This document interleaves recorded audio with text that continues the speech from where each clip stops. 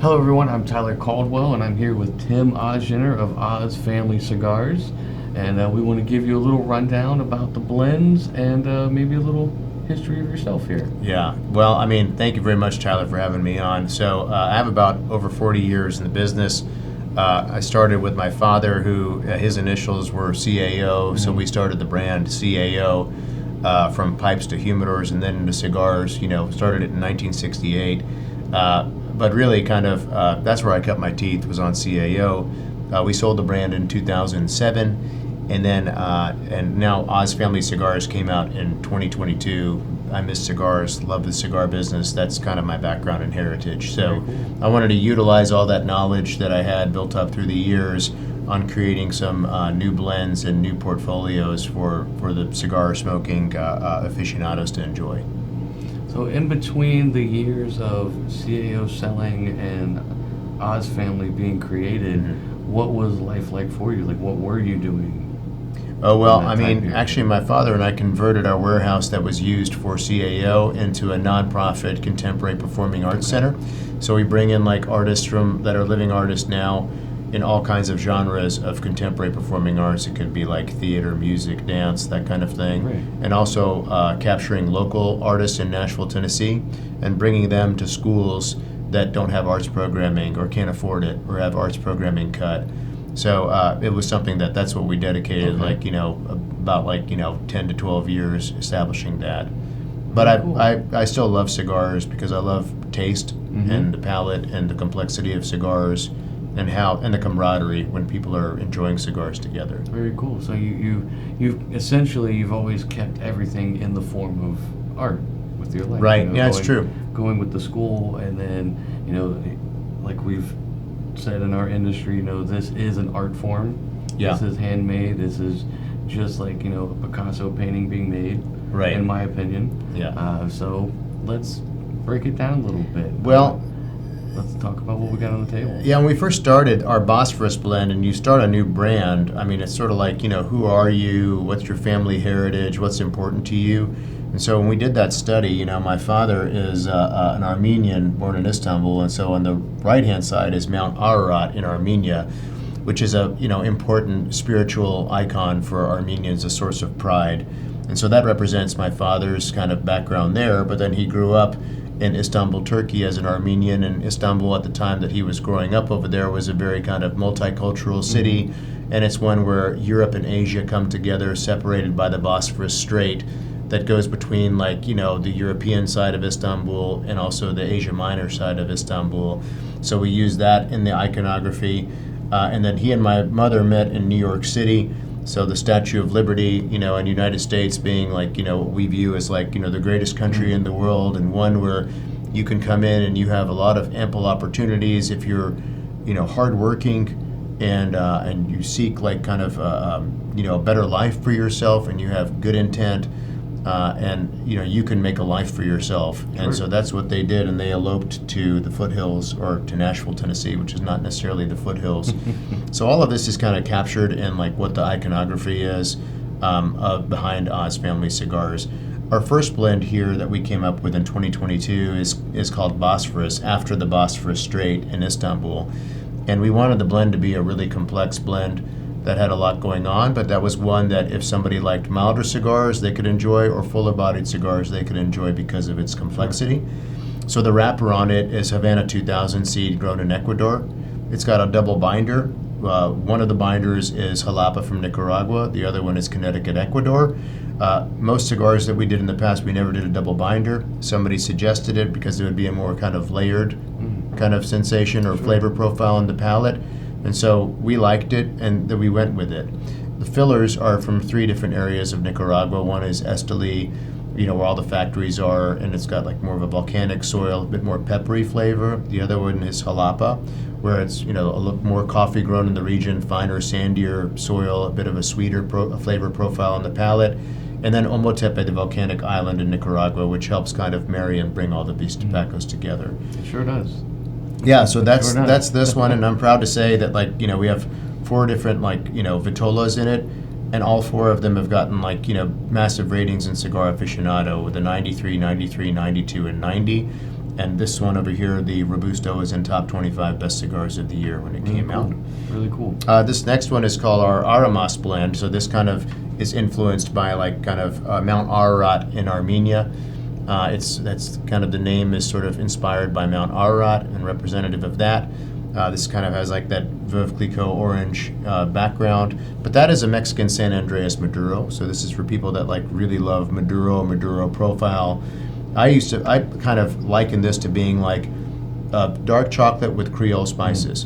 And so you get a lot of the dark chocolate flavor profile from like the Mexican San Andreas wrapper, and the binder is Sumatra seed Ecuador, and the fillers have Dominican Corojo from La Canela in the center, which gives it this nice kind of the Creole spice sort of notes to it. Creole spice is a great way to announce the flavor. Yeah. I never would have thought of that, so Yeah. that's really cool. And then we have also some jalapa tobacco that is from the Viso portion of the plant, which gives it a nice kind of caramelized flavor to it. And we put a half leaf of USA Connecticut broadleaf Maduro in the filler too. And that's to even underline or accentuate and complement the Maduro that is the Mexican San Andreas Maduro. So that when you smoke this, again, it is like that kind of dark chocolate notes, Creole spice notes for this blend in the Ararat blend. Awesome.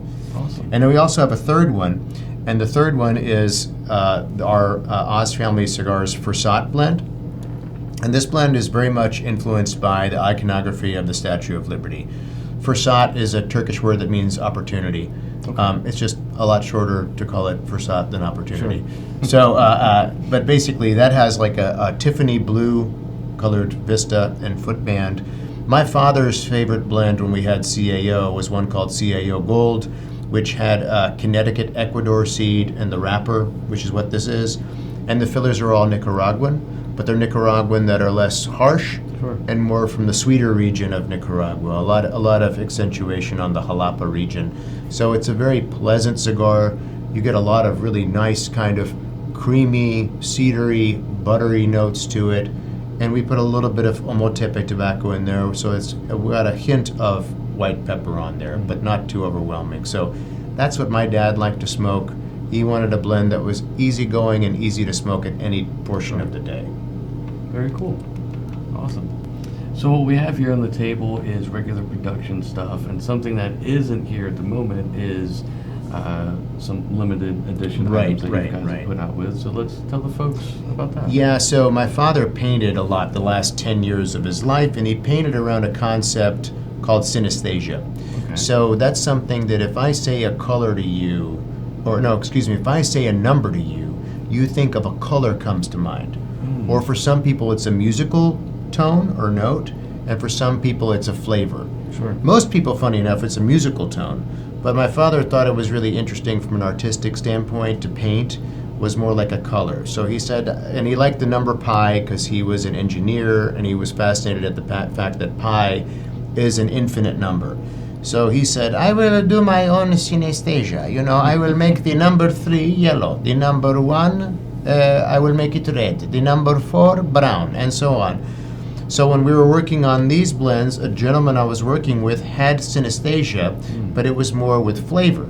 So I said, I showed him my father's art, and so therefore we wanted to follow a painting that my dad did, which we have used for the band of the cigar, is actually a photo we took of one of my father's paintings of Pi Synesthesia. Okay. We shrunk it, and we put it on the band. So if you look from left to right on the band, you'll see yellow, red, brown, blue, green. And so then it becomes an exercise of, and it takes usually about a year to figure it out. What does yellow look like and taste like? What does red look like and taste like? Our latest one is, what does brown look like and taste like? So for example, the brown one has a wrapper that is Mexican San Andreas, as is this, but from a lower priming. So it's got more of a milk chocolatey color to it. And we want the flavor to be the good brown, not the bad brown when you taste it, So it's an interesting, usually we do 1,500 boxes of them, limited edition, and they're boxes of 12 cigars. Okay, very cool. And we have my father, he would sign everything, all of his paintings, with simple C, because his first name was Jono, but spelled C-A-N-O. So we usually have his C signature on the box. Do you have any plans for releasing, like what could be like the next color to go along with it, or? Yeah, so the next color, we're just going to follow how he painted them. Okay. So even though in the number pi, the next color is again 1, we've already done 1 before. So we're going to go to the next color after that, which is a blue color. Okay. So cool. that'll be an interesting one because, as you know, there's not a blue tobacco leaf. Right. So you're gonna have to. If your tobacco leaf is blue, you might want to stay away from it. Unless we taste a bubblegum tobacco. Very cool.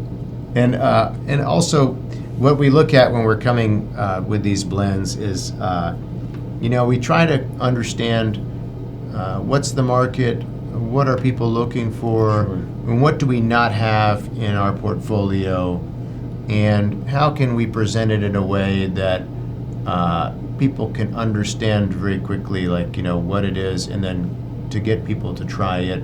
And then, of course, you want it to always be a very high quality cigar. So it's, as you know, the cigar business is not an easy business. I mean, it's one that has to do with a subjectivity of, your taste palette may be different than mine. So you just want to present like kind of a broad swath of different flavors that you hope resonate with people, and that people look at it. Also very important is they say, this exceeded my expectations. Very awesome. Well, listen, thank you for introducing anyone out there who's not heard of Oz Family Cigars. And if you like them, let us know what you think of it. Thank you.